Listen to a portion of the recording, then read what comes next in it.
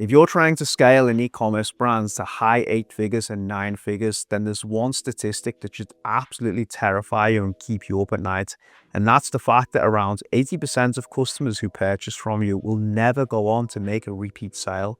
And the fastest growing brands in the world who've cracked this level of scale all have retention baked into their actual business model from the very first sale. So they're not just leaving repeat sales to chance. They're using a combination of the 5 strategies I'm going to give you in this video today to fight off customer acquisition costs and actually build a profitable business model right from the time the customer lands on the website and makes that initial purchase. And the fastest growing brands in the world, as I've said, are using multiple strategies all at the same time. In fact, at my Klaviyo elite agency, Magnet Monster, we are seeing most brands on this list use either 2 or 3 of these strategies simultaneously. So stick around as I reveal the 5 most effective strategies to drive repeat sales from the very first interaction a customer has with your business. Let's get right into it. So number 1 on this list is to sell the thing that you've already sold to the customer in quick succession, pretty much immediately. This is also known as a post-purchase bounce back offer. And when you think about it logically, this makes a lot of sense. When a customer is actively in the market and they purchase something from you, the easiest way to get them to buy again is to give them what they already wanted. Now let's use the example of a supplement throughout this video because that's easy. And let's say a customer buys a protein powder for $50. They might be trying to build muscle.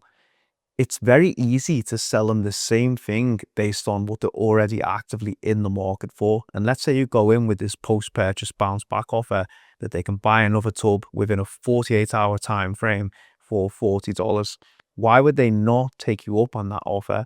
Especially if you are selling a CPG-based product where they need to use it continuously to get results. It makes more sense to lock down at this price point. And there's a lot of science actually backing this strategy as well. If you look at the 95-5 rule from the Ehrenberg Bass Institute, when a customer is actively in the market and they're looking for something, then it makes sense to strike while the iron's hot and give them as much as possible. It's also a great way to juice lifetime value and improve cash flow into the business. So don't overcomplicate cross-selling and upselling. Often the best strategy to use is just to give something what they already want and have already purchased. So that's number 1 on this list. It's the most effective way to get a repeat sale very quickly. Number 2, and this is especially true if you are selling fast-moving consumer goods products, again, like supplements, cosmetics, and that is to actually build a subscription model into your core offering. Why would you not want to do this? A lot of the time, customers need to use these type of products consistently in order to get the best results. So by putting them onto a plan that auto-renews every 30 or even 90 days, you are actually building a ritual and baking in the repeat sale from the customer's very first interaction. So you're eliminating the need for guesswork or trying to use strategies to drive that repeat sale. The customer's already committed when they make that initial purchase by subscribing. Now, I do, as a rule of thumb, recommend pushing subscriptions as the default option. I've created loads of content explaining why, but the crux of it is a subscriber has an LTV from anywhere from 2 to 3 times a standard one-time purchaser. Now, even though I recommend this, I don't recommend not giving people the option to buy one time. That's because in any category in e-commerce, you do get a high proportion of light category buyers. So even though subscribers are more profitable customers, they do go on to make repeat sales. A lot of customers still just like to experience the product once, and especially they like to do this before committing to a subscription in the future. So don't eliminate the option of one-time purchase altogether, but as a rule of thumb, try to get as many people to subscribe on the first sale. That is one of the easiest ways to drive repeat sales from the customer's very first interaction. Number 3 on this list is to layer on complementary retention channels and not rely on email marketing alone. Here's something that should scare you. If you're building a retention strategy solely on email marketing, which I see probably 80 to 90% of brands who come through for us to audit them, then you're losing your ability to communicate with half your customers from day one. Just think about it logically, around 50% customers will never open your emails. And that trend only becomes more exaggerated as you get to around 30 to 60 days in the consumer life cycle.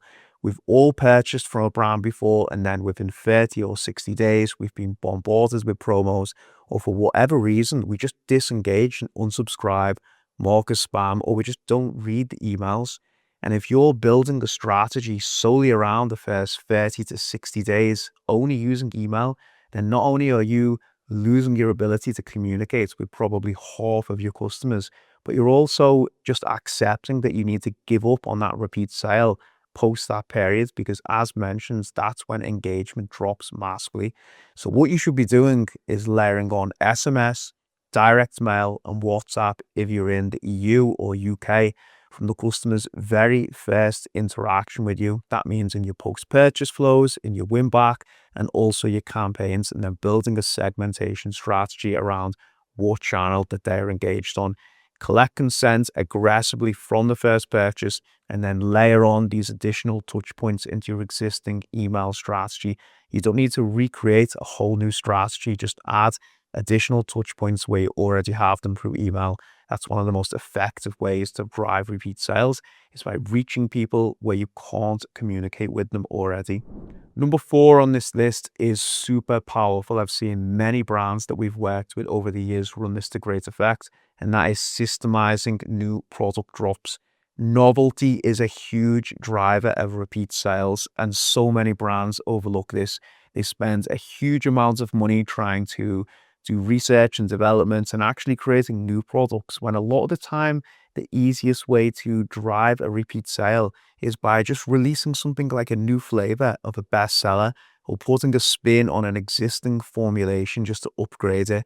Customers who already love the product like to experiment and buy new things. So if you do have great sellers and there is the option to add variety in things like new flavor drops, then I recommend getting into a good rhythm with your manufacturing or production facility so you can leverage this to drive repeat sales.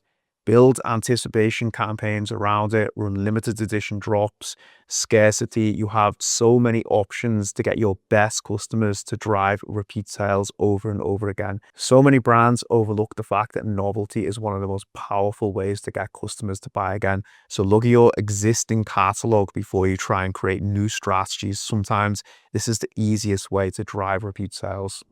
And number 5 on this list is something that's slightly unconventional, but I think is very powerful. And in fact, I've seen it play out for a lot of subscription brands as well.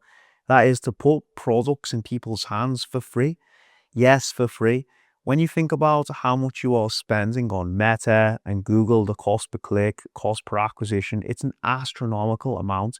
Why not take a segment of your best customers and just give them a complimentary product that already adds value to their existing stack? So again, if we use the example of a protein powder for a supplement consumer, you can give them a complimentary creatine or a vitamin D3, something that is low cost, easy for you to produce, and you just add it to the next order, especially if you are a subscription-based business. You give customers the option to actually experience your product, see the results firsthand, and then the hope is that they will go on to make a repeat sale, because often they will feel the need to reciprocate your generosity, and also they are just getting to experience the product and see results firsthand. And a lot of the time we spend so much time trying to figure out the best cross-sell, the best incentive, when we should let our products do the talking for us. So actually go out, give someone the option to just add it to their subscription, or just send it to your best customers automatically. Let them experience it, and then hopefully they will go on to make a repeat sale. It's absolutely worth a try when you can do things like holdout testing to see the influence on lifetime value. So they're the 5 most powerful strategies. And honestly, as I said in the intro to this video, the best brands in the world are running multiple of these at the same time. The beauty of all 5 of these is they're not actually extremely complicated. They are quite straightforward. They're about giving the customer more of what they've already shown you they have intent and desire to buy.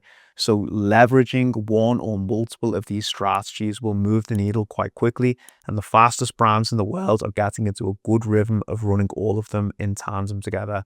If you think I missed anything off this list, let me know in the comments below. We'll be back next week with another powerful retention drop. Thanks for watching and make sure to subscribe.